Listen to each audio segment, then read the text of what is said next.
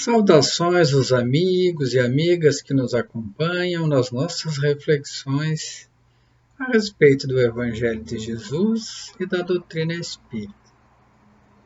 Será que Deus concede as aptidões e os dons somente àqueles que são pessoas de bem, pessoas mais evoluídas, ou concede a todos os seus filhos, independente do grau de evolução em que se encontram?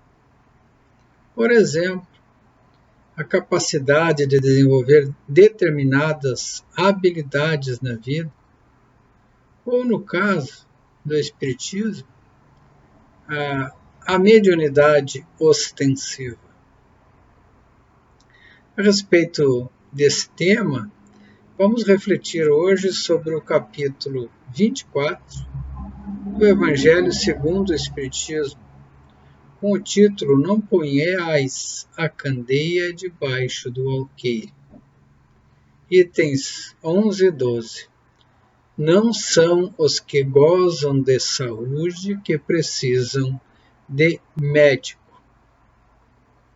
Vejamos o que diz o Evangelho. Estando Jesus à mesa em casa de Mateus, vieram aí ter muitos publicanos e gente de má vida, que se puseram à mesa com Jesus e seus discípulos. Vendo isso, os fariseus perguntaram aos discípulos: Como é que o vosso mestre come com publicanos e pessoas de má vida? Ouvindo isso, Jesus disse-lhes: Não são os que gozam de saúde que precisam de médico, mas sim os doentes. Mateus 10 a 12. Jesus se acercava principalmente dos pobres e dos deserdados, porque são os que mais necessitam de consolação, dos cegos, dóceis e de boa fé, porque podem ser-lhes dada à vista, e não aos orgulhosos que se julgam possuidor de toda a luz e de toda a sabedoria e de nada precisarem. Essas palavras, como tantas outras, encontram no Espiritismo a aplicação que lhes cabe.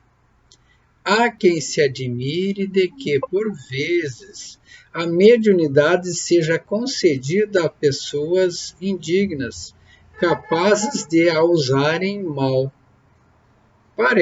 Dizem que tão precisas faculdades deverá ser atributo exclusivo dos de maior merecimento. Digamos, antes de tudo, que a mediunidade é inerente a uma disposição orgânica, de que qualquer homem pode ser dotado, como de ver, de ouvir e de falar. Ora, nenhuma há do que o homem, por efeito de seu livre-arbítrio, não possa abusar. E se Deus não houvesse concedido, por exemplo, a palavra, senão aos incapazes de proferir coisas más, maior seria o número de mudos dos que falam. Deus outorgou faculdades aos homens e lhes dá a liberdade de usá-las, mas não deixa de punir os que dela abusam. São os reveses da lei de causa e efeito.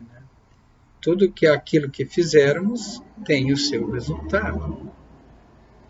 Se só aos mais dignos fosse concedida a faculdade de comunicar-se com os espíritos, quem ousaria pretendê-la? Onde os demais o limite entre a dignidade e a indignidade? A mediunidade é conferida sem distinção a fim de que os espíritos possam trazer à luz a todas as camadas, a todas as classes da sociedade, ao pobre ou ao rico, aos retos para os fortalecer no caminho do bem e aos viciosos para corrigi-los. Não são estes últimos os doentes que necessitam de médico?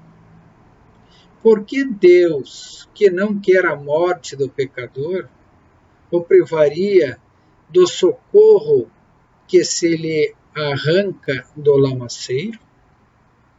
Os bons espíritos lhe vêm auxílio, e seus conselhos dados diretamente são de natureza a impulsioná-los de modo mais vivo do que se os recebessem indiretamente. Deus, em sua bondade, para lhes dar o trabalho de ir buscá-los nas mãos, coloca-lhes a luz.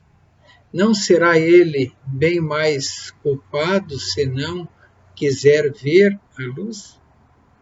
Poderá desculpar-se com a sua ignorância quando ele mesmo haja escrito com suas mãos, convisto seus próprios olhos, ouvido com seus próprios ouvidos e pronunciado com sua própria boca a condenação? Se não aproveitar, então serão punidos pela perda ou pela perversão da faculdade que lhes for outorgada, e da qual, nesse caso, se aproveitam os maus espíritos para os dissuadirem, obsedarem e os enganarem, sem prejuízo das aflições reais que Deus castiga os servidores indignos e as correções que o orgulho e o egoísmo endureceram. A mediunidade não implica necessariamente relações habituais com os espíritos superiores. É apenas uma aptidão para servir de instrumento mais ou menos dúctil aos espíritos em geral. O bom médium, pois, não é aquele que comunica facilmente, mas aquele que é simpático aos bons espíritos e somente deles tem assistência. Unicamente neste sentido é que a excelência das qualidades morais se torna onipotente sobre a mediunidade. O texto está dizendo que Deus concede aptidão a todos nós. Aptidão de ver, de ouvir, de andar, de falar, de realizar as nossas tarefas no dia a dia, concedendo-nos a inteligência e a capacidade de discernir entre o bem e o mal. A mediunidade também é uma capacidade que está disponível a todos os homens, desde que procurem educá-la. Todos podem ter. Então ela pode ser usada, sim, para o bem ou não. Se for usada para o bem, aquele que a usar vai colher os frutos do bem, dos méritos do seu trabalho em favor do próximo e receberá a boa assistência dos irmãos espirituais, os espíritos de luz, né? Agora, se usar mal, terá de responder pelo seu erro, né? É uma ferramenta que está à nossa mão, que podemos usar para o bem ou não. E tudo está de acordo com o nosso livre-arbítrio que Deus nos concede.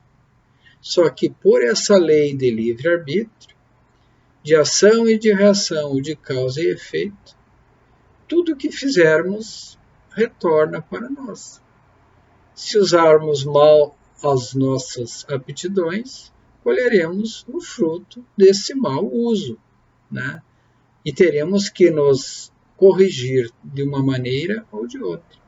Se usarmos bem, colheremos os frutos doces do bem proceder, em todas as atitudes e os gestos das nossas vidas. pois fomos feitos para nos tornarmos pessoas de bem, para progredirmos e para praticarmos a lei de justiça, de amor e de caridade por onde passarmos. E assim estaremos dando um passo adiante na nossa evolução. Jesus, por certo, está em nossos corações e influindo as nossas mentes, seja diretamente ou por meio dos seus mensageiros. E Deus Pai está sempre ao nosso lado, cabendo a cada um de nós sintonizar com o bem e produzir o bem neste mundo. Saúde e paz a todos. Que assim seja.